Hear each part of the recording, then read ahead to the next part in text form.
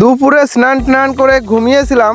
ঘুম থেকে উঠে ফ্রেশ হয়ে ভাবলাম আজকে কি নিয়ে ভিডিও করব। তখন মনে পড়লো আমাদের গ্রামটাই তো তোমাদের ভালো করে দেখানো হয়নি।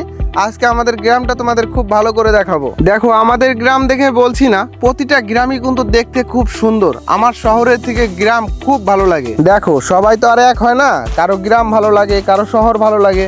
আমার তো গ্রামই ভালো লাগে। আর এই দিকে দেখো আমার বন্ধুকে কান থেকে কিভাবে ফোনটা নামালো। আশিকি 3 বানানোর প্ল্যান আছে। তো রাস্তায় যাকে দেখলে, যার কথা বললাম আশিকি 3, তাকে ফোন করেছিলাম, ফোন তোলে নাই। বাড়ির কাছে এসে দেখি খুব ব্যস্ত, বললো আজকে যেতে পারবো না, বাড়িতে অনেক কাজ আছে। আমি বললাম ঠিক আছে। তারপরে আমি একাই চললাম।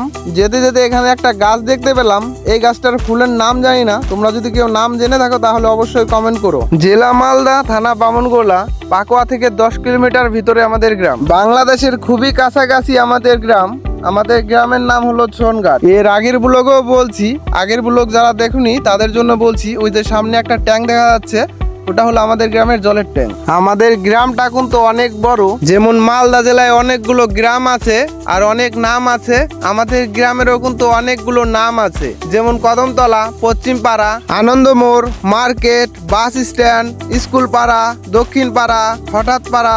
আশা করি খুঁজলে আরো 2-1টা নাম বেরিয়ে আসবে। আর বর্তমানে দেখতে পাচ্ছ সব জায়গায় ধান কাটা লেগে গেছে। এই যে ডান দিকে যে একটা রাস্তা গেল, এই রাস্তার কিন্তু আমি ব্লগ ভিডিও বানিয়েছিলাম। তোমরা কে কে দেখছো অবশ্যই কমেন্ট করে বলবে। তো দেখতে পারছো আমি কিন্তু অনেকক্ষণ ধরে সাইকেল চালাচ্ছি, কিন্তু রাস্তা শেষ হচ্ছে না।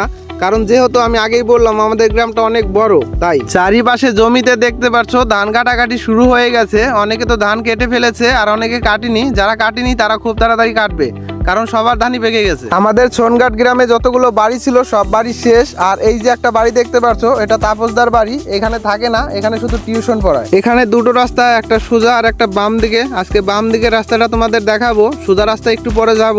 এই যে আমি যে রাস্তা দিয়ে যাচ্ছি, এই রাস্তাটাই কিন্তু আমাদের আগে যাওয়ার রাস্তা ছিল। আর এই রাস্তা দিয়ে গেলে একটু অসুবিধাও ছিল। আর একটু সামনে গেলে বিএসএফ রোড। আর ওইখানে রাস্তায় 6টার পরে উঠা নিষেধ। আর এখন 6টা পার হয়ে গেছে, পার হয় নাই, 10 মিনিট কম আছে। এই রাস্তা দিয়ে আর 2 মিনিট সামনে গেলে বিএসএফ রোড। ওই যে দেখা যাচ্ছে একটা রোড, ওই রোডটাই বিএসএফ রোড। আর এই দিকে দেখতে পাচ্ছ এটা আমাদের গ্রাম। আর এই যে দেখা যাচ্ছে যে বিএসএফ রোডটা, এই রোডের পিছনেই কিন্তু বাংলাদেশ। আর আমরা বাংলাদেশের খুবই কাছাকাছি থাকি। এখন দেখাবো তোমাদের আরেকটা জায়গা, আশা করি এই জায়গাটাও তোমাদের ভালো লাগবে। এই যে ফাঁকা রাস্তাটা দেখতে পাচ্ছ, এই রাস্তায় কিন্তু সন্ধ্যা হলে অনেক লোক চলে আসে। এখানে এসে সবাই গেম টেম খেলে।